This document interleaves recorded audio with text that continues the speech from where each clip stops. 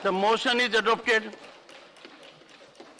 Shri Kirodi Lal Meena ji, please introduce the bill. I introduce the bill.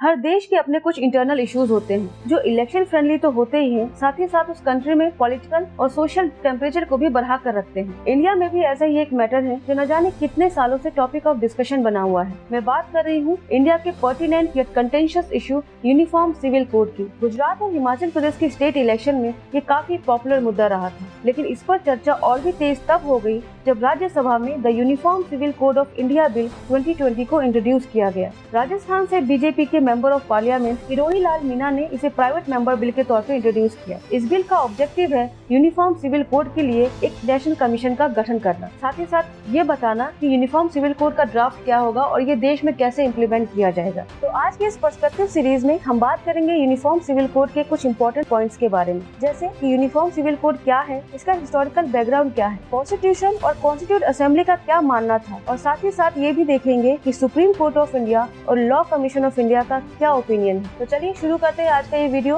Hello everyone, my name is Pooja और आप सभी का स्वागत है रिपब्लिक ऑफ नॉलेज में। भारत में दो तरह के कानून हैं। एक है पब्लिक लॉ जो सभी लोगों पर इक्वली अप्लाई होता है irrespective of any class, gender और कम्युनिटी, जैसे Indian penal code, evidence act और इनकम टैक्स एक्ट। जैसे अगर कोई व्यक्ति मर्डर करता है तो उसको आईपीसी सेक्शन 302 के अंडर पनिशमेंट दिया जाएगा, भले वो किसी भी क्लास, धर्म, जाति, जेंडर या अमीर या गरीब हो। दूसरा है पर्सनल लॉज जो जनरली अलग अलग कम्युनिटीज के कस्टम और ट्रेडिशन पर बेस्ड है। इसमें किसी भी प्रकार की यूनिफॉर्मिटी नहीं है। कम्युनिटीज के पर्सनल मैटर जिसमें मैरिज, डाइवोर्स, एडॉप्शन, मेंटेनेंस और इनहेरिटेंस जैसे मुद्दे आते हैं, उन पर उन कम्युनिटीज के पर्सनल लॉ लागू होते हैं। जैसे Hindu code bill Hindu, Buddhist, Jain और सिख पर लागू होता है, तो मुस्लिम पर्सनल लॉ मुस्लिम्स के लिए। यूनिफॉर्म सिविल कोड का मतलब है नेशनल सिविल कोड के आधार पर एक ऐसा कॉमन लॉ तैयार करना जो लोगों के पर्सनल मैटर जैसे मैरिज, डाइवोर्स, मेंटेनेंस, इनहेरिटेंस को इक्वली गवर्न करे regardless of their faith, religion और जेंडर। मतलब ये है कि यूनिफॉर्म सिविल कोड जितने भी कम्युनिटीज के पर्सनल लॉज हैं उसको रिप्लेस करेगा।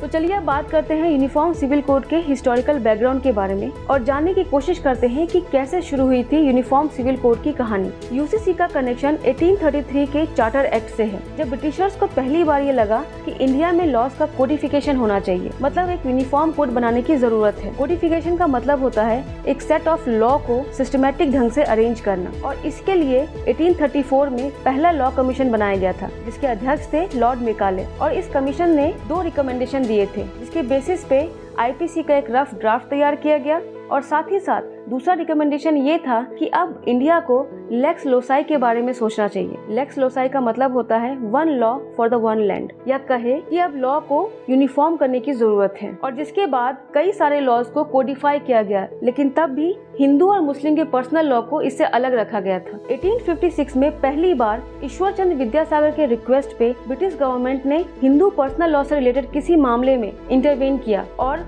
1856 में हिंदू विडो रिमेडीज एक्ट पास किया। इसके बाद हिंदू पर्सनल लॉ से रिलेटेड कई लॉज बनाए गए जिसका मेन मोटिव यही था कि प्रॉपर्टी में वुमेन्स को राइट देना। जैसे 1874 में married women property right act, 1928 में Hindu inheritance removal of disability act और 1937 में Hindu women right to property, जिसे देशमुख एक्ट भी कहते हैं, बनाया गया। और ये कानून इसलिए बन पाए क्योंकि हिंदू सोशल रिफॉर्मर्स ने इसके लिए आगे आकर काम किया। लेकिन अभी भी मुस्लिम ऑर्गेनाइजेशंस के लोग बिल्कुल भी रेडी नहीं थे कि उनके पर्सनल लॉ के साथ किसी भी प्रकार का इंटरवेंशन हो। इसलिए ब्रिटिश गवर्नमेंट ने 1937 में मुस्लिम पर्सनल लॉ शरीयत एप्लीकेशन एक्ट को लॉन्च किया, जिसके तहत ये कहा गया कि मुस्लिम पर्सनल मैटर्स से रिलेटेड जो भी मैटर होगा उसको इस लॉ के थ्रू कवर किया जाएगा। इसके बाद 1941 में डॉक्टर BN राव के चेयरमैनशिप में एक हिंदू लॉ कमीशन बनाया गया। इस कमीशन का काम था हिंदू लॉ को स्टडी करके एक ड्राफ्ट तैयार करना, और यहाँ से शुरू होता है हिंदू कोड बिल के बनने की कहानी। 1944 में डॉक्टर BN राव ने हिंदू कोड बिल का एक ड्राफ्ट तैयार किया जिसमें marriage, divorce, maintenance, inheritance, minority and guardianship को कवर किया जाता है। 1947 में इंडिपेंडेंस के बाद डॉक्टर BR अम्बेडकर, जो लॉ मिनिस्टर थे उस टाइम पे, ने इस ड्राफ्ट में कुछ चेंजेस करके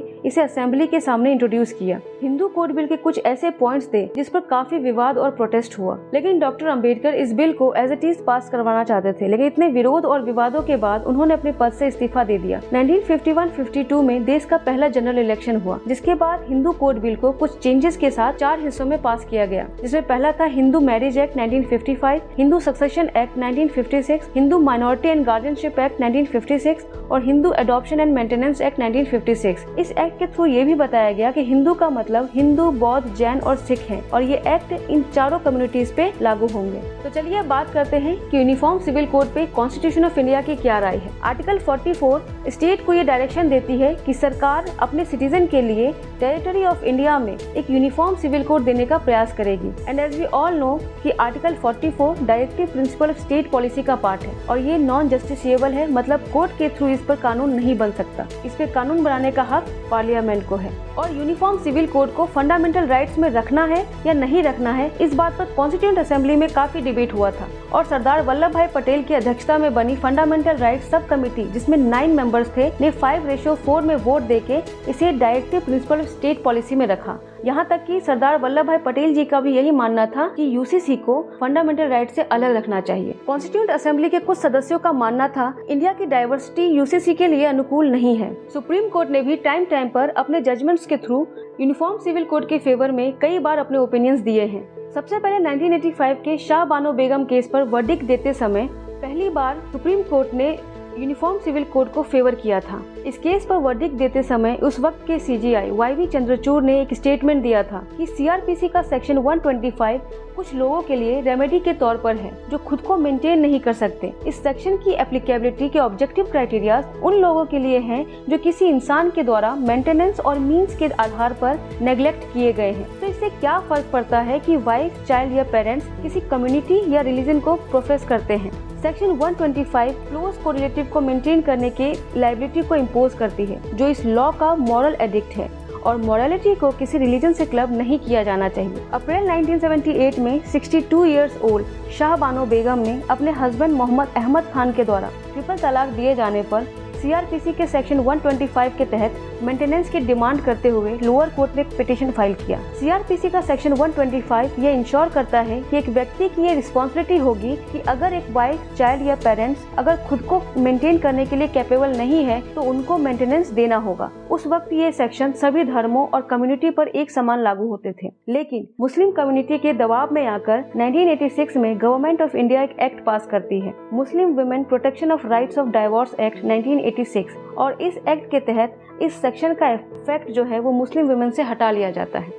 इंडिया में Goa is the only state जहां यूनिफॉर्म सिविल कोड फिलहाल एक्टिव है। हालांकि ये पोर्चुगीज सिविल प्रोसीजर 1939 का ही एक्सटेंडेड फॉर्म है। 2019 में ex CJI S A Bobde ने गोवा का एग्जाम्पल देते हुए इसे shining example for uniform civil code कहा था और गवर्नमेंट को ये डायरेक्शन दिया था कि आप गोवा के सिविल कोड से इंस्पिरेशन लेके देश के लिए भी यूसीसी बनाएं। लेकिन जब गोवा के सिविल कोड को आप ध्यान से देखो तो पता चलता है कि ये भी जेंडर डिस्क्रिमिनेशन से भरा हुआ है। जैसे वहाँ पे कुछ कंडीशन में हिंदू मैन को पॉलीगेमी का राइट है, कैथोलिक्स को काफी कंसेशन दिया गया है और साथ ही साथ एडल्ट्री के बेसिस पे आदमी के लिए आसानी से डाइवोर्स का प्रोविजन है, तो वही वुमेन के लिए ये प्रोसीजर काफी कॉम्प्लेक्स है। 2014 के बाद गवर्नमेंट ऑफ इंडिया ने भी एक्सेप्ट किया कि देश को यूनिफॉर्म सिविल कोड की जरूरत है और इसी पॉलिसी के तहत गवर्नमेंट ऑफ इंडिया ने 2018 में 21st लॉ कमीशन से एक सजेशन मांगा था कि कैसे थाउजेंड ऑफ पर्सनल लॉज के बीच में एक यूनिफॉर्म लॉ को तैयार किया जाए। तो चलिए देखते हैं कि इस पे लॉ कमीशन ऑफ इंडिया के क्या सजेशंस थे। 2018 में 21st लॉ कमीशन ने अपने सजेशन में यूसीसी को बिल्कुल भी फेवर नहीं किया।